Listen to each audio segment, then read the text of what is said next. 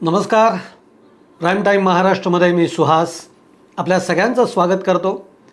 विषय तोच आहे जो गेल्या 2 दिवसापासून चर्चेत आहे.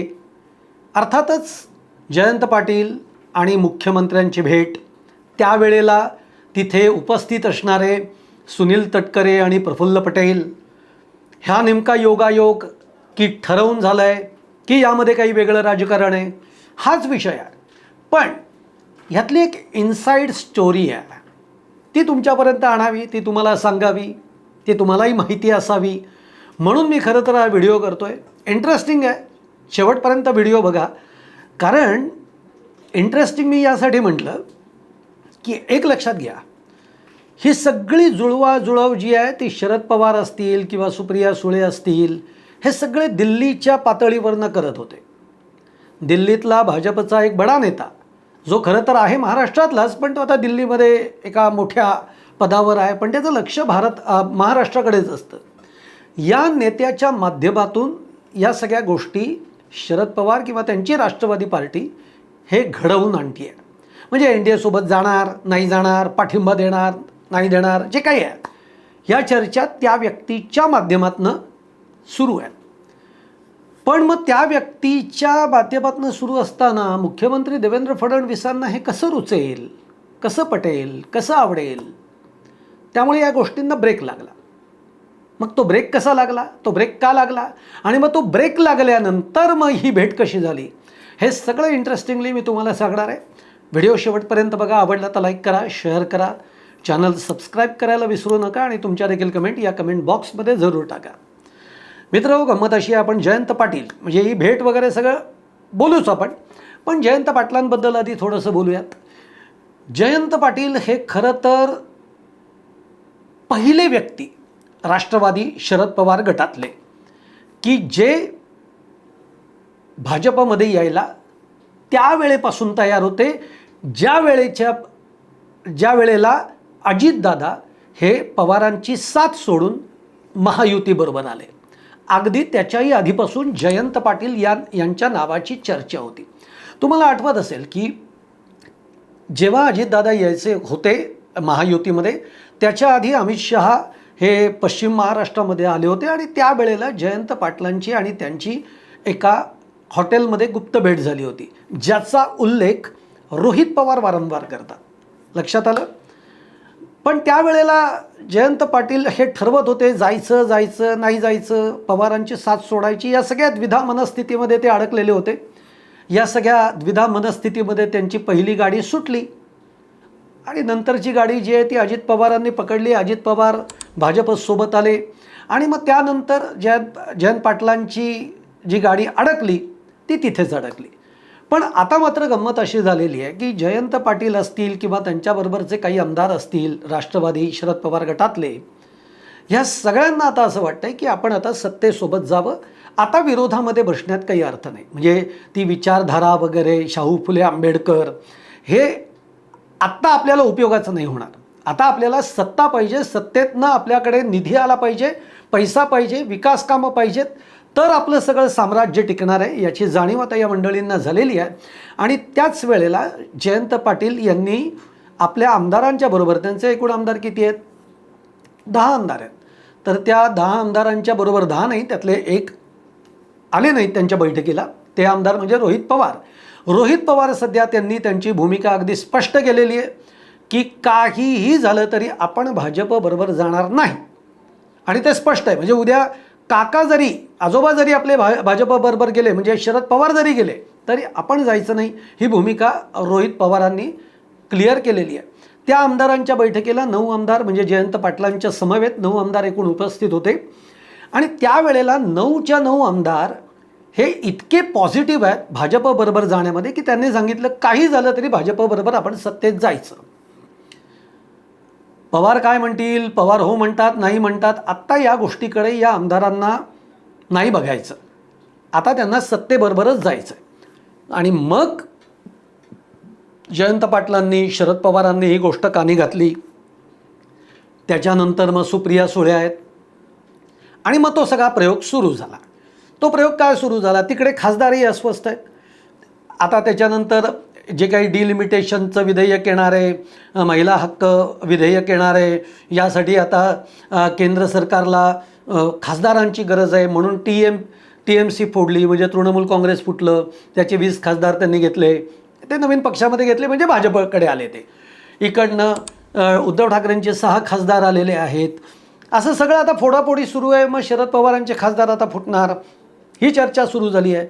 शरद पवार हे त्यातले पुन्हा ते काही आत्ताचे खेळाडू नाही, जुने जाणते अनेकांना खेळवून बसलेले खिलाडी आहेत ते. त्यामुळे आपली राष्ट्रवादी फुटू द्यायची नाही यासाठी शरद पवारांची काही पावलं पडली. मग त्यांनी जे भाजपचे एक केंद्रातले वरिष्ठ नेते आहेत आणि जे महाराष्ट्रातनं येतात त्यांचं लक्ष अधिकाधिक महाराष्ट्रावर असतं. त्याचं कारणही मी सांगेन, कारण विनोद तावडेंच्या माध्यमातून मग ही चर्चा सुरू झाली की NDAला आम्ही सपोर्ट करू, पाठिंबा देऊ, वेळप्रसंगी NDAमध्ये आम्ही सामील होऊ. मग विनोद तावडेंनी ती अमित शहा यांच्यापर्यंत सगळी गोष्ट व्यवस्थित पोचवली.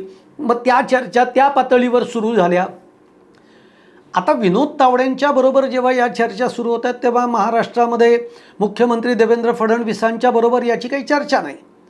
कारण तुम्हाला माहिती आहे विनोद तावडे, आणि आता सध्या विनोद तावडेंचं लक्ष काय आहे तर महाराष्ट्रामध्ये मुख्यमंत्री कोण बनत आहे आणि त्याच्यामध्ये आपल्याला स्पेस मिळते का, याच्यावरही विनोद तावडेंचं लक्ष आहे. आणि त्यामुळे आणि त्यातून विनोद तावडे तुम्हाला माहिती आहेत म्हणजे ते केंद्रामध्ये का गेले, जेव्हा देवेंद्र फडणवीस मुख्यमंत्रीपदी आले 14 ते 19 या दरम्यान त्यांची रवानगी ही केंद्रामध्ये करण्यात आली आणि तो राग विनोद तावडेंच्या मनात आहे. आणि त्यामुळे विनोद तावडेंनी राष्ट्रवादीचं हे जे सगळं गोटमेल आहे ते सगळं मग अमित शहांच्या माध्यमातून त्यांनी सुरू केलं.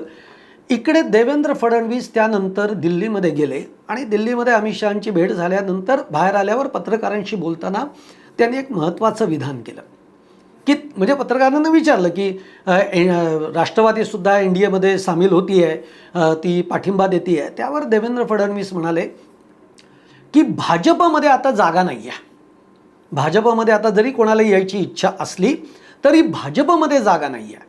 मग म्हणजे त्यांनी असं म्हटलं की भाजपमध्ये जागा नाही आहे आणि असं होणार असेल, असं जर काही घडत असेल तर ती गोष्ट मला तर निश्चित माहिती असेल आणि माझ्या माहितीशिवाय तर हे घडणारच नाही आहे. तर त्यामुळे आत्ता तरी तूर्त अशा पद्धतीची कोणतीही चर्चा नाही, असं देवेंद्र फडणवीसांनी सांगितलं. हे वाक्य फार महत्त्वाचं आहे, लक्षात घ्या.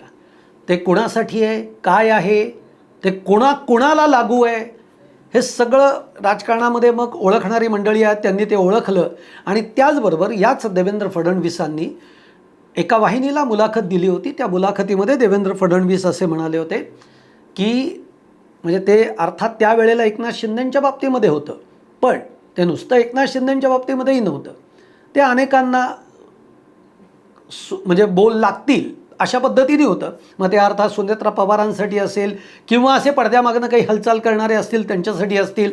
पण तेव्हा मुख्यमंत्री असं म्हणालेले होते की त्यांना असा प्रश्न विचारला होता की राज्यातले तुमचे मित्र जे आहेत ते वारंवार दिल्लीमध्ये जातात. तेव्हा मुख्यमंत्री म्हणाले होते की दिल्लीत जाऊन काही उपयोग नाही आहे, कारण एक तर मुळामध्ये अमित शहा इतके बिझी आहेत की त्यांना महाराष्ट्रामधले जे निर्णय ते काही ते घेत नाहीत किंवा त्यांना घ्यायला तेवढा वेळही नाही आहे.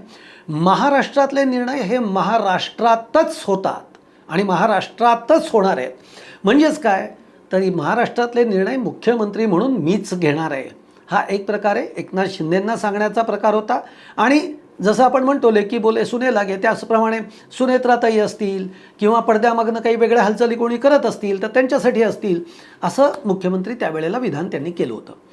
आता कट टू पुन्हा आपण या जागेवर येऊयात की विनोद तावडेंच्या माध्यमातून राष्ट्रवादी शरद पवार असतील, सुप्रिया सुळे असतील, हे विनोद तावडेंच्या माध्यमातून प्रयत्न करत होते. पण मुख्यमंत्र्यांनी जेव्हा हे विधान केलं की भाजपमध्ये अशा पद्धतीची जागा नाही आणि काही घडत असेल तर मुख्यमंत्री म्हणून मला त्याची पहिली माहिती असेल आणि मी ती तुम्हाला सांगेन, तिथनं विनोद तावडेंचे या गोष्टी बंद झाल्या. आणि सुप्रिया सुळे असतील, शरद पवार यांच्याही लक्षात आलं की केंद्र पातळीवरनं करून काही उपयोग नाही, तो ग्रीन सिग्नल तो वेगळाच, पण राज्यामध्ये आपल्याला मुख्यमंत्र्यांशी बोलल्याशिवाय पर्याय नाही आहे. आणि मग सुप्रिया सुळे खरं तर मग मुख्यमंत्र्यांची भेट घेणार होते किंवा सुप्रिया सुळे आणि जयंत पाटील असे दोघं मिळून मुख्यमंत्र्यांना भेटणार होते. पण मग जयंत पाटील हे एकटे मुख्यमंत्र्यांना भेटण्यासाठी गेले. अर्थात जयंत पाटील हे राष्ट्रवादी शरद पवार गटातले एक वरिष्ठ नेते आहेत, जुने जाणते अत्यंत अनुभवी असे नेते आहेत. पण हेही लक्षात घ्या, जेव्हा जयंत पाटील मुख्यमंत्र्यांची भेट घ्यायला गेले त्याच्या आधी ते सिल्वर ओकवर गेले होते. त्यांनी शरद पवारांची भेट घेतली. ही भेट घेण्यामागचं कारणही असं आहे की मी आता मुख्यमंत्र्यांच्या भेटीसाठी चाललो आहे. राज्यातले जे आमदार आहेत त्या आमदारांना सत्तेसोबत जायचं आहे हे तुम्हाला मी सांगितलं आहे यापूर्वी. त्यामुळे आता मुख्यमंत्र्यांची भेट या बाबतीमध्ये घेतो आहे, या धर्तीवर घेतो आहे.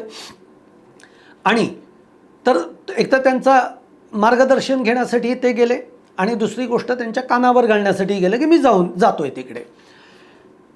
ते गेले तिकडे. मग आपण जी चर्चा झाली गेल्या 2 दिवसापासून, सुनील तटकरे, प्रफुल्ल पटेल असे सगळेच तिकडे होते.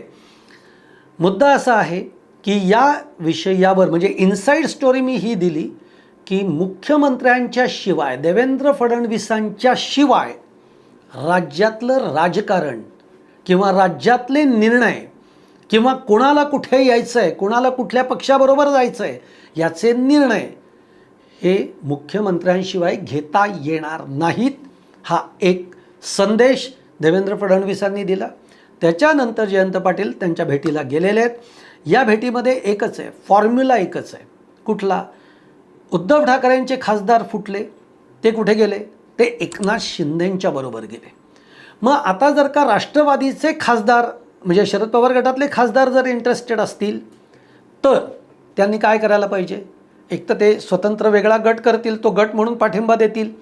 नाहीतर त्यांनी अजित पवारांच्या राष्ट्रवादीमध्ये विलीन व्हावं किंवा त्यांनी तो गट राष्ट्रवादीमध्ये आणावा अजित पवारांच्या. अगदी सेम पॉलिसी ही राज्यातही अवलंबली जाणार आहे. जे काही 9 आमदार तयार आहेत सत्तेबरोबर यायला, भाजपबरोबर यायला, तर त्यांना देखील देवेंद्र फडणवीसांनी हाच मंत्र दिलेला आहे, हाच कानमंत्र दिलेला आहे किंवा हाच मेसेज दिलेला आहे जे उद्धव ठाकरेंच्या बाबतीमध्ये झालेलं आहे. भाजपमध्ये आम्ही थेट आमच्याकडे येऊ देणार नाही, कारण तशी स्पेसच नाही आहे. तुम्हाला यायचं आहे तर तुम्ही राष्ट्रवादीमध्येच या. म्हणजे राष्ट्रवादी तो राष्ट्रवादी.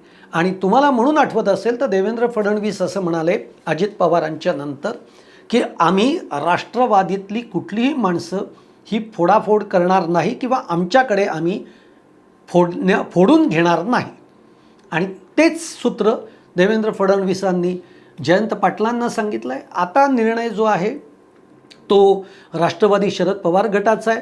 मग आता जर का या राष्ट्रवादीबरोबर यायचं असेल तर मग सुनेत्राताई पवारांच्या नेतृत्वाखाली काम करणं शक्य आहे का? जयंत पाटीलसारखे आज अनुभवी मातब्बर नेते हे सुनेत्राताईंच्या नेतृत्वामध्ये काम करतील का? इतर आमदार काम करतील का?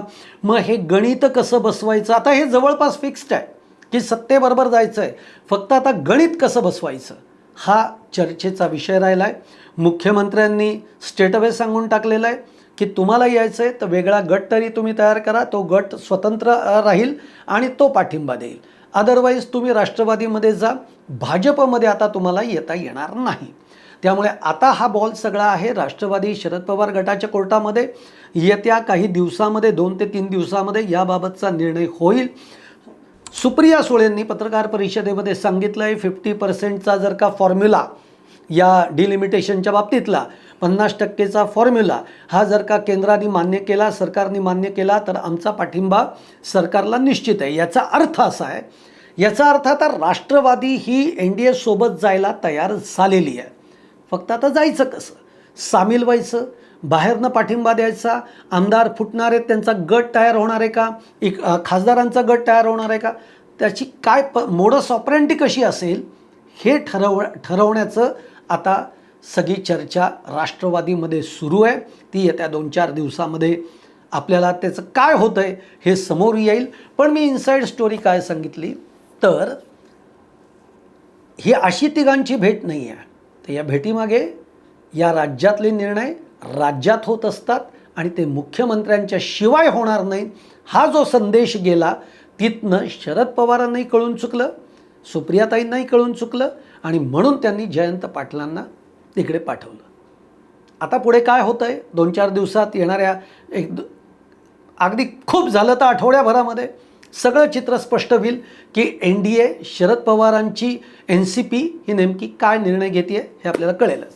इथंच थांबतोय. तुम्हाला व्हिडिओ आवडला असेल तर लाईक करा, शेअर करा, चॅनल सबस्क्राईब करायला विसरू नका आणि तुमच्या देखील कमेंट या कमेंट बॉक्समध्ये जरूर टाका. धन्यवाद.